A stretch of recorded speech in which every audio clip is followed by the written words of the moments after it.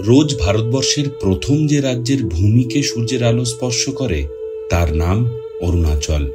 ভারতের পূর্ব দিকের শেষ রাজ্য যেন পাহাড়ে ঘেরা এক টুকরো স্বর্গ। একদিকে যেমন ঘন জঙ্গল, পাশ দিয়ে বয়ে চলা কামেং কিংবা জিয়া ভরলী নদী, হাজার বছরের পুরনো গ্রাম, কাঁচের মতো নদী উপত্যকা, পাহাড় ছেঁড়া জলপ্রপাত, তেমনি একেবারে প্রান্তে পাহাড় ঢাকা বরফ, যেন সাদা ক্যানভাসে পরিমিত কালো রঙের ছিটে দিয়ে ছবি এঁকে গেছেন কোনো শিল্পী। মাঝে মধ্যে মনে হয় স্বপ্নের ভেতর ঢুকে পড়েছি। আর সে সৌন্দর্য এমনই যে এখনো সমতলে ফিরে আসার পরেও এই প্রচণ্ড গরমের মধ্যেও ঠান্ডায় কেঁপে উঠছি হঠাৎ হঠাৎ। অনেকে বলেন সুইজারল্যান্ড না যেতে পারার দুঃখ ভুলিয়ে দেয় অরুণাচল। আমার মতে অবশ্য অরুণাচল না যেতে পারার দুঃখ লাঘবের জন্য সুইজারল্যান্ডও যথেষ্ট নয়। যখন আপনি অরুণাচলের মাটিতে পা দেবেন তখন একই সাথে প্রাকৃতিক সৌন্দর্য আর ভারতীয় সেনার বীরগাথা আপনার ভেতর যে রোমাঞ্চের সৃষ্টি করবে তার স্বাদ একজন ভারতীয় হিসেবে আপনি আর অন্য কোথাও পাবেন বলে মনে হয় না। 1962 ভারত চীন যুদ্ধের সাক্ষী থাকা ভয়ঙ্কর সুন্দর গিরিপথ আর সেই যুদ্ধে ভারতীয় সেনার অপরিসীম বীরত্বের কাহিনীর অনেক স্মৃতি সংরক্ষণ করা আছে সমগ্র অরুণাচল প্রদেশ জুড়ে। আমাদের নিশ্চিন্ত ঘুমের পেছনের সেই বিনিদ্র রাত্রি যাপনের আলেখ্যর স্পর্শ শিহরিত করে বইকি।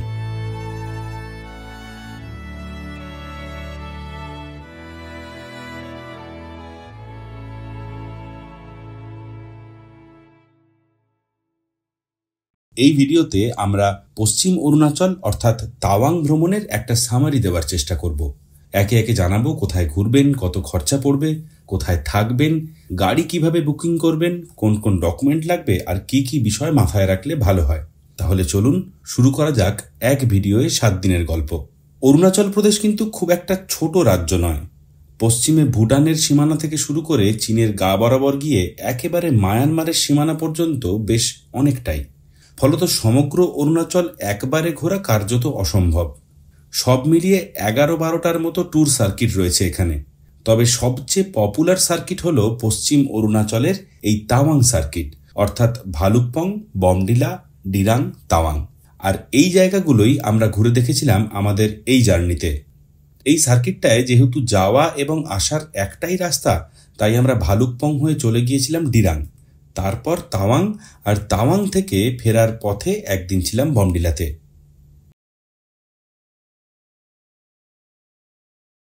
এবার আসি যাতায়াতের কথায়। আপনি যদি ট্রেনে যান তাহলে গুয়াহাটি থেকে এই ট্রিপ শুরু হবে, আর যদি ফ্লাইটে যান তাহলে তেজপুর পৌঁছে যান প্রথমে। সময় এবং জার্নি অনেকটাই কমে যাবে। আমরা প্রথম দিন সকাল 6টায় কলকাতা থেকে ফ্লাইট ধরে 1.5 ঘন্টায় পৌঁছে গিয়েছিলাম তেজপুর। আমাদের ভ্রমণ সারথী মিস্টার পিকু দত্ত সকাল সকাল গাড়ি নিয়ে আমাদের জন্য অপেক্ষা করছিল এয়ারপোর্টের বাইরেই। প্রথম দিন আমরা তেজপুরে সাইট সিইং করে পৌঁছে গিয়েছিলাম ভালুকপং। তেজপুরে বেশ কিছু দর্শনীয় স্থান রয়েছে আর সেগুলোই একে একে ঘুরে দেখেছিলাম আমরা।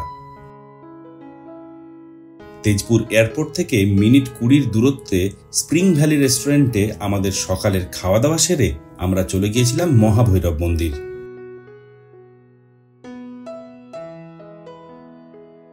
বলা হয় পুরাকালে অসুরদের রাজা বানাসুরের রাজধানী ছিল তেজপুর।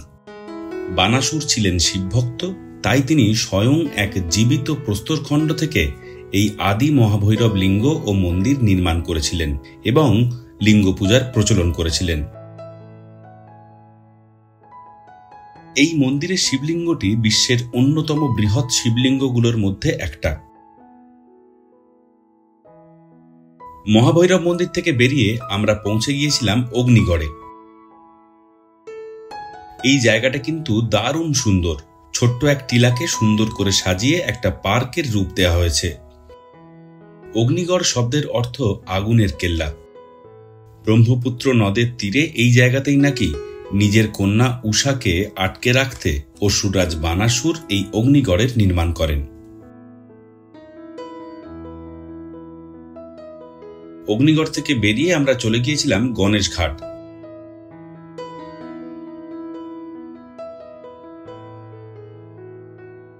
ঘাটের পাশে যে মন্দিরটি তার ভেতরে রয়েছে পাথরে কাটা একটি গণেশ মূর্তি। কিংবদন্তি অনুসারে দাপর যুগে বানাসুরের আমলে স্বয়ং বিশ্বকর্মা নাকি এই মূর্তিটি তৈরি করেছিলেন। সেদিন অবশ্য পলিটিক্যাল গ্যাদারিং হয়েছিল বলে আর একটা জায়গা দেখা হয়নি, আর সেটা হলো বামুনি হিলস। এই জায়গায় কিন্তু প্রায় 1000 বছরেরও পুরনো বেশ কিছু ধ্বংসাবশেষ দেখতে পাওয়া যায়। অপূর্ব পাথরের মূর্তি এবং ভাস্কর্য এই জায়গার প্রধান আকর্ষণ। যাই হোক, এবার তেজপুর ছেড়ে আমরা রওনা দিলাম অরুণাচলের উদ্দেশ্যে। আর বালিপাড়া পেরিয়ে চারিদুয়ার নামের একটা জায়গায় লাঞ্চ সেরে নিয়ে বেরিয়ে পড়লাম আবার। এই রাস্তাটা জাস্ট অপূর্ব, দুদিকে কখনো ধান জমি, কখনো জঙ্গল। খানিকক্ষণ পরে দূরে দিগন্ত রেখা বরাবর দেখা যাচ্ছে পাহাড়। এই রাস্তা ধরে বেশ কিছুক্ষণ যাবার পর পৌঁছলাম জিয়াভরলি বা কামেং নদী বা নামেরি নদী। মূল রাস্তা ছেড়ে ডান দিকের একটা ছোট্ট রাস্তা নিয়ে নেমে গেলে সুন্দর একটা ভিউ পয়েন্ট রয়েছে।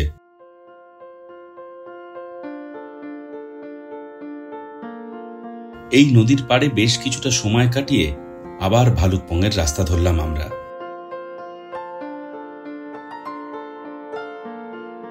আর এই হলো অরুণাচলের প্রবেশদ্বার। তেজপুর থেকে অরুণাচল গেটের মোট দূরত্ব প্রায় 50 কিলোমিটারের মতো। তবে তেজপুর ঘুরে ভালুকপং পৌঁছতে পৌঁছতে দুপুর গড়িয়ে গিয়েছিল। এখান থেকে আমাদের সেদিনের হোটেল মন্ডল ঘ্যাংয়ের দূরত্ব ছিল মাত্র মিনিট 10। আর হ্যাঁ, এখানে সকাল বিকেল সন্ধে সব কিন্তু এখানকার তুলনায়, মানে কলকাতার তুলনায় বেশ অনেকটাই তাড়াতাড়ি হয়। যাই হোক, সন্ধেবেলাটা হোটেলেই গল্প আড্ডায় কাটিয়ে দিয়েছিলাম সেদিন। আর তারপর পাহাড়ি ঘুম। দ্বিতীয় দিন আমাদের গন্তব্য ছিল ডিরাং। এই দিন থেকেই একটু একটু করে আমরা উঠতে শুরু করব পাহাড়ে। এই দিন থেকেই ব্যাগ খুলে বেরিয়ে আসবে আমাদের সারা বছর ঘরের এক কোণে পড়ে থাকা শীতের জামা কাপড়। সকাল 9টা নাগাদ বেরিয়ে পড়ে রাস্তায় এক জায়গায় ব্রেকফাস্ট সেরে আমরা পৌঁছে গিয়েছিলাম টিপ্পি অর্কিড রিসার্চ সেন্টারে।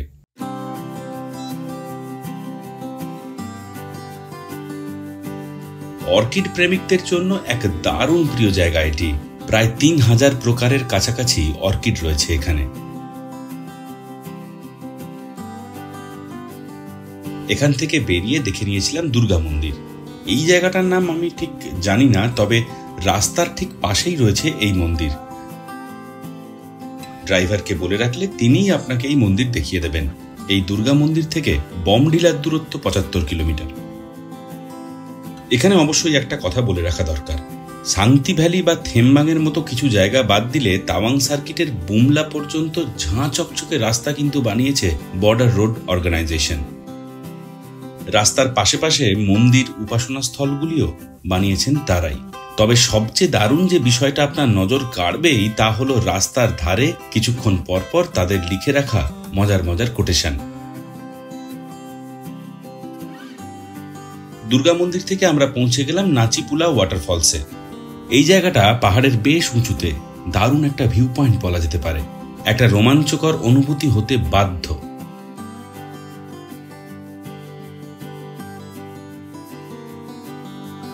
এখান থেকে একটু দূরেই ছিল নাচিপু টানেল। বছর 3 আগে তৈরি হওয়া এই টানেলের মোট দৈর্ঘ্য 500 মিটার।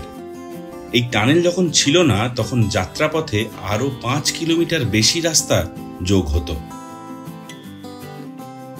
নাচিপু ওয়াটারফলস থেকে নাগমন্দির যাওয়ার পথে পড়েছিল টেঙ্গা নদীর ওপরে তৈরি ফুট ওভারব্রিজ।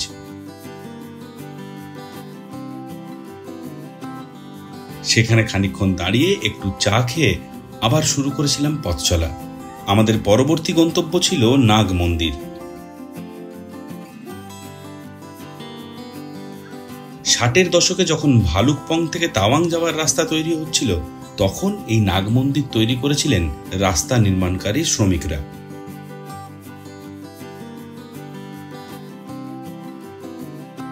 নাগ মন্দির থেকে বেরিয়ে একটু দূরেই ছিল একটা রেস্টুরেন্ট, যেখানে আমরা সেদিনের লাঞ্চটা সেরে নিয়েছিলাম। আর তারপর টেঙ্গা বাজার পেরিয়ে আবারও ডিরাংয়ের রাস্তা ধরেছিলাম। আমরা যাওয়ার সময় বমডিলা না গিয়ে সোজা ডিরাং যাওয়ার কথা মনস্থির করেছিলাম, তাই বাইপাস ধরে সোজা বেরিয়েও গিয়েছিলাম। আর এই জায়গাটা হলো বমডিলা বাইপাস ভিউ পয়েন্ট। এরপর আমরা পৌঁছে গিয়েছিলাম ডিরাং থেকে প্রায় 16 কিলোমিটার দূরে সাংতি নদীর তীরে পাহাড়ে ঘেরা উপত্যকায়।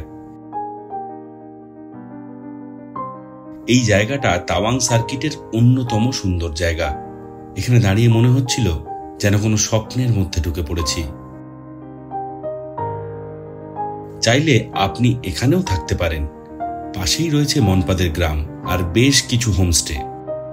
সাংতি ভ্যালি ঘুরে ডিরাংয়ের দিকে আসার সময় ঘুরে দেখে নিয়েছিলাম একটা লোকাল কিউই গার্ডেন।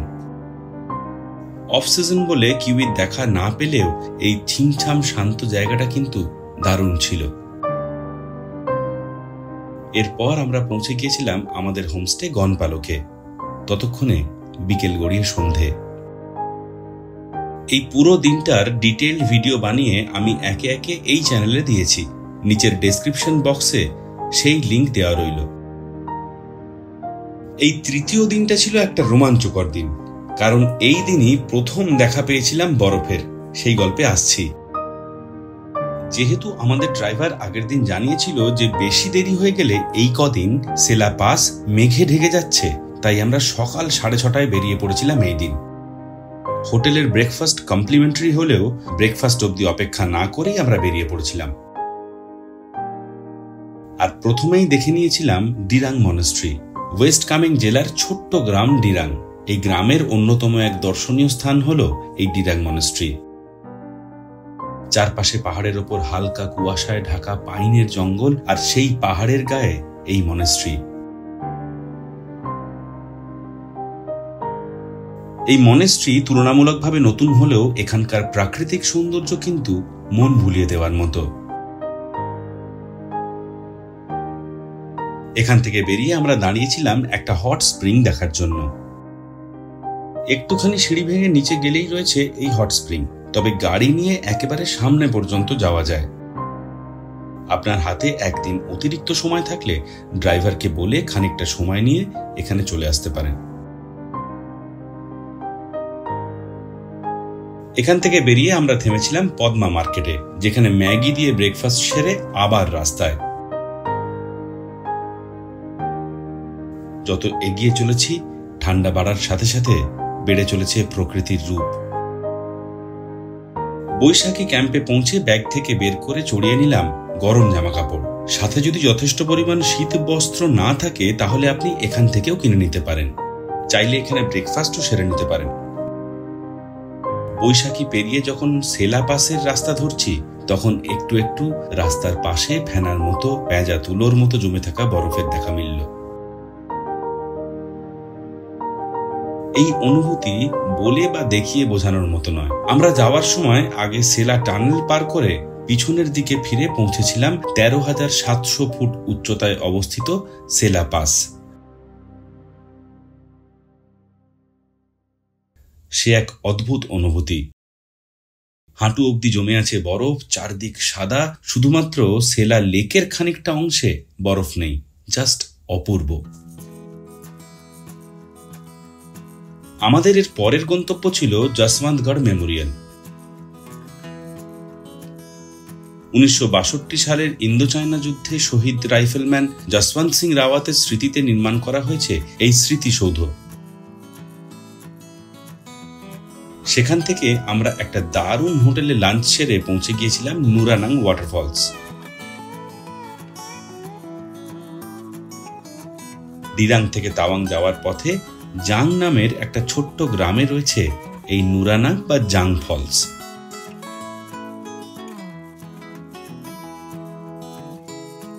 চারপাশে রোদ থাকলে এই জায়গাটায় সারাক্ষণ রামধনু দেখা যায়, তবে আমরা যেদিন গিয়েছিলাম সেদিন রোদ ছিল না একেবারেই।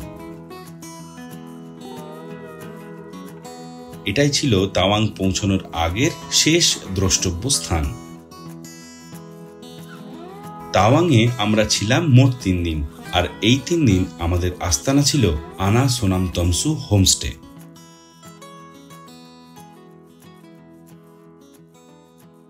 তাওয়াংয়ে পৌঁছানোর পর প্রথম দিন আমরা বেরিয়ে পড়েছিলাম সাইট সিইং এর উদ্দেশ্যে।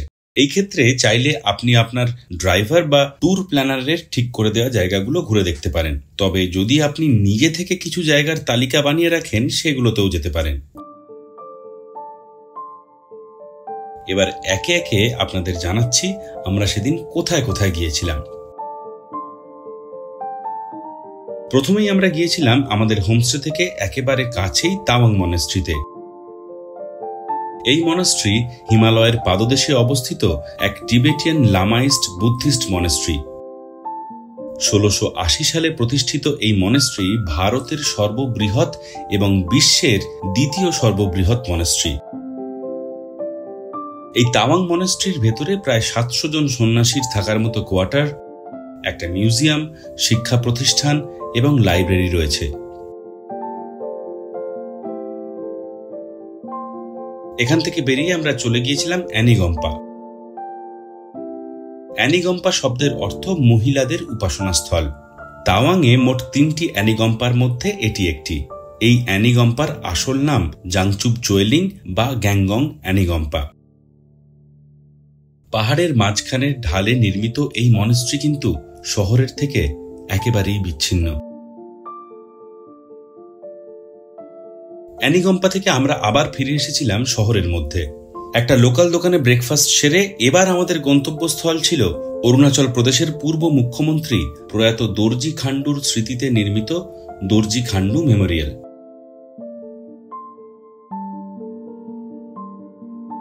জায়গাটি বেশ সুন্দর এবং এখানে একটি মিউজিয়ামও রয়েছে। এখান থেকে বেরিয়ে আমরা পৌঁছে গিয়েছিলাম খিনমে নিয়াংমা মনাস্ট্রি। তুলনামূলকভাবে কম পরিচিত পাহাড়ের কোলে অবস্থিত এই মনাস্ট্রি বৌদ্ধদের নিয়াংমা সম্প্রদায়ের লামাদের জন্য নির্মিত। 1440 খ্রিস্টাব্দে নির্মিত এই মনাস্ট্রি অরুণাচলের অন্যতম পুরনো মনাস্ট্রিগুলির মধ্যে একটা।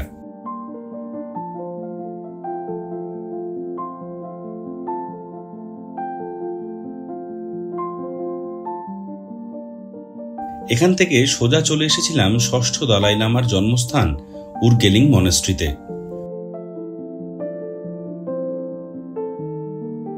1683 সালে এই স্থানেই জন্মগ্রহণ করেন ষষ্ঠ দালাই লামা সেয়াংগ্যাং গ্যাতসো। ইনি একমাত্র দালাই লামা যিনি বর্তমানের ভারতীয় ভূখণ্ডে জন্মগ্রহণ করেছিলেন এবং মনপা ছিলেন।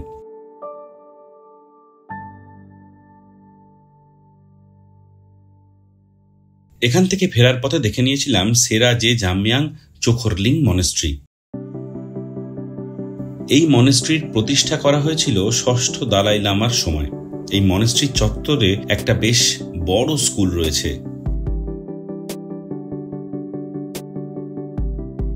আমাদের পরবর্তী গন্তব্য ছিল মহাবোধি ধামিকা স্তূপ। এটি আদতে একটি সুন্দর বৌদ্ধ স্তূপ, আর এখানে পৌঁছানোর রাস্তার ধারে রয়েছে অনেকগুলি চোখতেন যা স্থানীয় লোকজন তাদের পূর্বপুরুষদের উৎসর্গ করে তৈরি করেছেন। পাহাড়ের গা বেয়ে তৈরি করা কয়েকশো চোখতেন কিন্তু দারুণ সুন্দর এক দৃশ্যের জন্ম দেয়।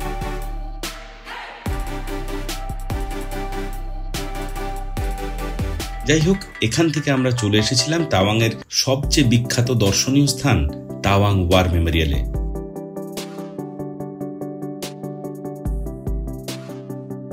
1962 ভারত চীন যুদ্ধে জীবন উৎসর্গকারী ভারতীয় শহীদদের সম্মানে নির্মিত এই স্মৃতিসৌধটি একটি বৌদ্ধ মন্দিরের আদলে গড়ে তোলা। এখানে দুটি ছোট মিউজিয়ামে আপনি সেই যুদ্ধে ব্যবহার করা অনেক কিছুই দেখতে পাবেন, তার সাথে জানতে পারবেন যুদ্ধের গল্প। তাওয়াং ওয়ার মেমোরিয়ালে একটা লাইট অ্যান্ড সাউন্ড শো হয়, যেটা শুরু হয় বিকেল 5:30টায়। আমাদের হাতে বেশ কিছুটা সময় থাকায় এর মাঝে আমরা ঘুরে এসেছিলাম বিগ বুদ্ধা স্ট্যাচু থেকে। তাওয়াংয়ে পৌঁছানোর কিছু দূর আগে থেকেই আপনার চোখে পড়বে শাক্যমণি বুদ্ধের এই বিশাল মূর্তি। 2015 সালে মূর্তিটির উদ্বোধন করেছিলেন থেগসে রিনপোচে। বিকেল গড়িয়ে এলে আমরা আবার রওনা দিয়েছিলাম তাওয়াং ওয়ার মেমোরিয়ালের দিকে। প্রত্যেক দিন 3 বার করে এই লাইট অ্যান্ড সাউন্ড শো হয়। টিকিটের মূল্য 50 টাকা প্রতিজন। আমাদের সেকেন্ড শোয়ের বুকিং ছিল, সেই মতো আমরা পৌঁছে গিয়েছিলাম। 1962 সালে ভারত চীন যুদ্ধে জীবন উৎসর্গকারী ভারতীয় শহীদদের স্মৃতির রোমহর্ষক কাহিনীর সম্মুখীন হয়েছিলাম সেদিন সন্ধেবেলা। শো শেষ হবার পরে আমরা ফিরে এসেছিলাম আমাদের হোমস্টেতে, আর সেখানেই আমরা ডিনার সেরে নিয়েছিলাম। আমাদের অরুণাচল ভ্রমণের পঞ্চম দিন গন্তব্য ছিল সমুদ্রপৃষ্ঠ থেকে 15,200 ফুট উচ্চতায় অবস্থিত ভারত চীন সীমান্ত অর্থাৎ বুমলা পাস দেখা, সাথে মাধুরী লেক নামে খ্যাত সাঙ্গেতসার লেক দেখা। এই রাস্তায় যাওয়ার জন্য আগে থেকে পাস করিয়ে রাখতে হয়, ফলত একদিন আগে বলে না রাখলে যাওয়া সম্ভব নয়। আমাদের গাড়ি ভাড়া পড়েছিল 5,500 টাকা। এখানে আরেকটা কথা জানিয়ে রাখি, এই পুরো রাস্তাটায় ভারতীয় সেনাবাহিনীর অনেক ক্যাম্প থাকার দরুন নিরাপত্তাজনিত কারণে এই ট্রিপটায় ভারত ছাড়া অন্য দেশের নাগরিকদের যাওয়ার অনুমতি নেই। যাই হোক, আমরা সকাল সকাল বেরিয়ে খানিকক্ষণ রাস্তা পার করতেই শুরু হলো বরফের রাজ্য, আর আমরা প্রথমবার থামলাম পিটিসো লেকে। এখানে মিনিট 10 দাঁড়িয়ে ছবি টবি তুলে আবারও আমাদের যাত্রা শুরু। চারিদিকে শুধু বরফ। সেই স্বপ্নালু বরফ যাত্রার শেষে গিয়ে পৌঁছলাম বুমলা পাস। বুমলা পাস যাওয়ার জন্য আপনাকে প্রথমে সেখানকার আর্মি ক্যাম্পে আপনার স্লিপ জমা দিতে হবে, তারপর একসাথে একটা ছোট গ্রুপ করে আপনাকে নিয়ে যাওয়া হবে বর্ডারের কাছে।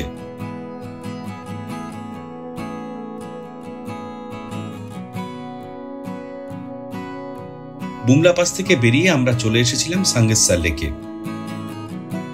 1950-এর আসাম তিব্বত ভূমিকম্পের ফলে পাহাড়ের মাঝখানের অঞ্চলে সৃষ্টি হয় এই স্বচ্ছ জলের লেকের। কোয়েলা সিনেমায় মাধুরী দীক্ষিতের একটা নাচের দৃশ্য এখানে শুট করা হয়েছিল বলে অনেকেই এটিকে মাধুরী লেক বলেন। বলা চলে এই নামটি বেশি প্রচলিত। মাধুরী লেক দেখে সেখানেই আমাদের লাঞ্চ সেরে আমরা যখন হোটেলে ফিরে এসেছিলাম তখন ঘড়ির কাঁটা সবে মাত্র 3টের ঘরে। ফলত একটু রেস্ট নিয়ে বেরিয়ে পড়েছিলাম তাওয়াং মার্কেট ঘুরে দেখতে। ঘুরতে বেরিয়েই বৃষ্টির সম্মুখীন হওয়ায় শেষ পর্যন্ত দুটো সুন্দর দেখতে ক্যাফেতে বসে খাওয়া দাওয়া সেরে শেষ অবধি ফিরে এসেছিলাম হোটেলে। আমাদের এই ডিটেইলড ভিডিওগুলোর লিংক আমি নিচের ডেসক্রিপশন বক্সে দিচ্ছি, চাইলে দেখে নিতে পারেন। পরের দিন আমরা খুব সকাল সকাল বেরিয়ে পড়েছিলাম তাওয়াং থেকে, মানে ভোর 4টে। চারপাশে তখনও পাহাড়ি অন্ধকার, একটু একটু করে সকাল ফুটে উঠছে। মোটামুটি আলো ফুটে ওঠার পর একটা জায়গায় দাঁড়ালাম। এখান থেকে দারুণ দেখাচ্ছিল আশেপাশের পাহাড়। তবে এটা একেবারেই র্যান্ডম একটা জায়গা, বৈশাখী ক্যাম্পের আগে। এরপর একে একে যশবন্তগড়, সেলা টানেল, বৈশাখী ক্যাম্প পেরিয়ে আমরা থামলাম ব্রেকফাস্টের জন্য। আর তখন সবে দোকানপাট খুলতে শুরু করেছে। এই জায়গাটার নাম পদ্মা। যাওয়ার দিন এখানেই আমরা ব্রেকফাস্ট করেছিলাম, ফেরার দিনও তাই।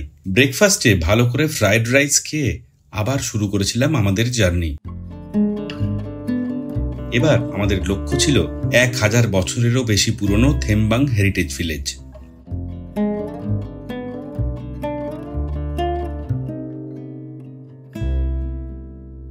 তাওয়াং সার্কিটে অনেকগুলো অফবিট জায়গার মধ্যে এই থেমবাং একটা। হেরিটেজ ঘোষণা করা হলেও এদিকটায় খুব কম টুরিস্টই আসেন। পূর্ব হিমালয়ে অবস্থিত এই থেমবাং ফর্টিফাইড ভিলেজ সমুদ্রপৃষ্ঠ থেকে 2169 মিটার উচ্চতায় অবস্থিত মনপা উপজাতির স্থায়ী উত্তরাধিকারের এক জীবন্ত প্রমাণ।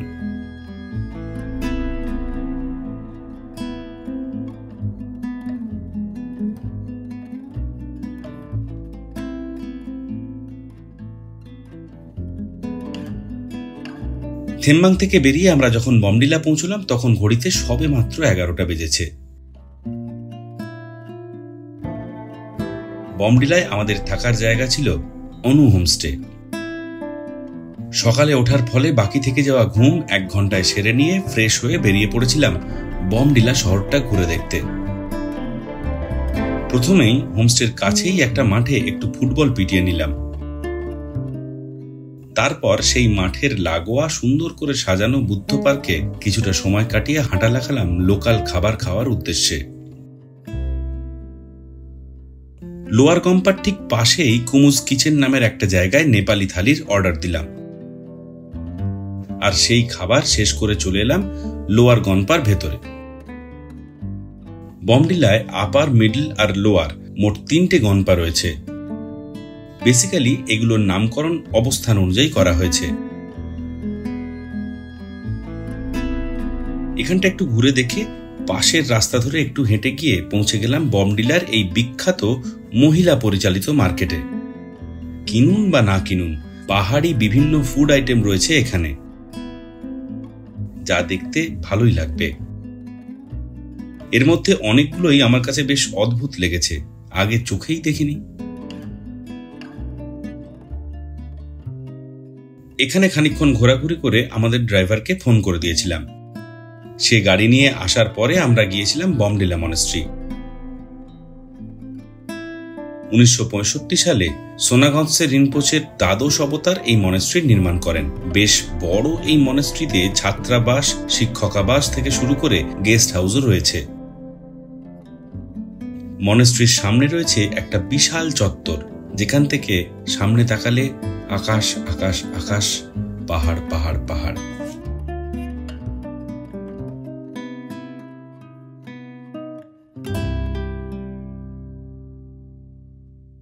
এখান থেকে ফিরে গিয়েছিলাম হোটেলের কুক ছুটিতে থাকায় সেদিন রাত্রে খাবার খেয়েছিলাম একটা লোকাল দোকান থেকে।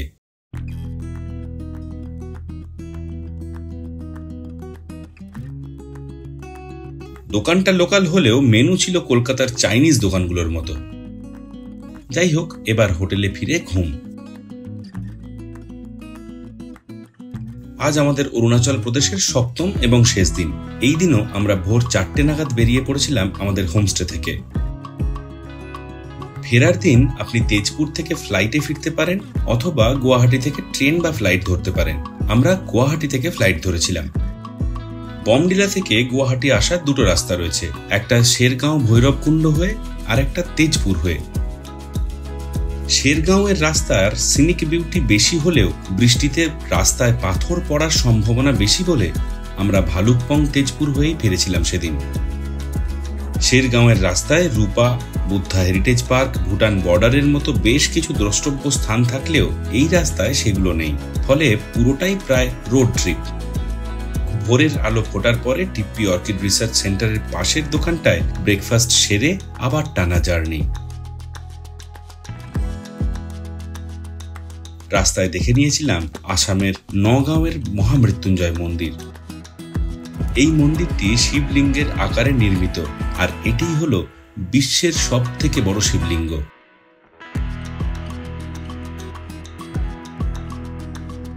সেখান থেকে লাঞ্চ করার জন্য আমরা পৌঁছে গিয়েছিলাম অনুরাগ ধাবায়। এই ধাবা কিন্তু বেশ বিখ্যাত তাদের অথেন্টিক অহমিয়া থালির জন্য। খেয়ে দিয়ে এক ঘুমে আমরা পৌঁছে গিয়েছিলাম গুয়াহাটি। আমাদের হাতে যেহেতু আরো একদিন সময় ছিল, তাই পৌঁছানোর দিন বিকেল আর সন্ধেবেলা, আর তার পরের দিন সকালবেলাটুকু ঘুরে দেখেছিলাম গুয়াহাটি শহরটাও। এই হলো মোটামুটি ঘোরার জায়গার ইনফরমেশন। এবারে আসি একে একে কিছু গুরুত্বপূর্ণ তথ্যে। অরুণাচল প্রদেশে প্রবেশের জন্য ভারতীয়দের ইনার লাইন পারমিট বা আইএলপি লাগে, যেটা অনলাইনে পাওয়া যায় খুব সহজেই। আইএলপির জন্য আপনার ফটো, একটা ফটো আইডেন্টিটি কার্ড আর হোটেলের ঠিকানা লাগে। অরুণাচল প্রদেশের সরকারি সাইট থেকে আপনি খুব সহজেই এই পারমিট করে নিতে পারবেন। এছাড়া কলকাতার সল্টলেকের অরুণাচল ভবন থেকে বা গুয়াহাটি থেকেও আইএলপি অফলাইনে আবেদন করলে পেয়ে যাবেন। বিদেশিদের জন্য লাগে টিএপি পারমিট, যা কলকাতা, দিল্লি ও গুয়াহাটি থেকে করা যায়। এবারে আসি অরুণাচল ভ্রমণের খরচের ব্যাপারে। ট্রেন বা ফ্লাইটে করে আপনার ইচ্ছে মতো গুয়াহাটি বা তেজপুর পৌঁছে যাবার পর থেকে খরচের কথাটা বলি। গুয়াহাটি বা তেজপুর থেকে বড় ইনোভা গাড়ি নেবে প্রতিদিন 5,500 থেকে 6,000 টাকার মতো, আর ছোট গাড়ির ভাড়া পড়বে প্রতিদিন 3-4 হাজার টাকার মতো। আমরা গিয়েছিলাম পিকুর সাথে। ইনোভা ক্রিস্টা গাড়ি খুব কমফোর্টেবল। যেদিন আপনি বুমলা পাস যাবেন সেদিন কিন্তু আলাদা করে গাড়ি ভাড়া করতে হবে। এবারে আসি খাবার প্রসঙ্গে, মানে অরুণাচলে খাবারের কিরকম খরচ পড়বে। সমগ্র অরুণাচলে খাবারের খরচ মোটামুটি 120 থেকে 150 টাকা পার মিল, কিছু জায়গায় আরেকটু বেশি, মানে 200 থেকে 250। যেহেতু অরুণাচলে প্রাণী হত্যা নিষিদ্ধ, তাই এখানে চিকেন মাটন আসে তেজপুর থেকে, দামও বেশি। তবে হোমস্টে ছাড়া বেশিরভাগ জায়গাতেই থালি পাওয়া যায়, সর্বত্রই ভাত, ডাল, রুটি এগুলোও পাওয়া যায়। এবারে আসি অরুণাচলের থাকার বিষয়। অরুণাচলে বিভিন্ন মানের হোটেল রয়েছে। আমরা যে হোটেলগুলো বুকিং করেছিলাম সেগুলোর রুম প্রতি ভাড়া ছিল 1200 থেকে 1800 টাকা। তবে এই টাকাটা সিজন অনুযায়ী বদলাতে পারে। এবারে আসি কিছু গুরুত্বপূর্ণ তথ্যে। অরুণাচলের সেলা পাসে অল্প কিছুক্ষণ আর বুমলা পাসের জার্নির দিন পিটিসো লেক পার হবার পর থেকে নেটওয়ার্কের অবস্থা বেশ খারাপ, নেই বলা চলে। তবে বাকি সব জায়গায় এয়ারটেল আর জিওর টাওয়ার ছিল। ভোডাফোন খুব খারাপ। অবশ্যই সম্ভব হলে যাওয়ার কয়েক মাস আগে হোটেল বুক করে রাখুন, তাহলে পছন্দসই জায়গায় পছন্দসই হোটেল পেতে অসুবিধে হবে না। আমরা ফোন করে কথা বলে হোয়াটসঅ্যাপে রুম দেখে অনলাইন টাকা পাঠিয়ে অ্যাডভান্স বুকিং করে রেখেছিলাম। সব সময় নিজের পরিচয়পত্র মানে আধার কার্ড, ভোটার কার্ড সঙ্গে রাখুন। পারলে সাথে সারাক্ষণ কিছু শুকনো খাবার আর জল রাখুন। কিছু জায়গা বাদ দিলে খাবার দাবারের দোকান বেশ কিছুটা দূরে দূরে।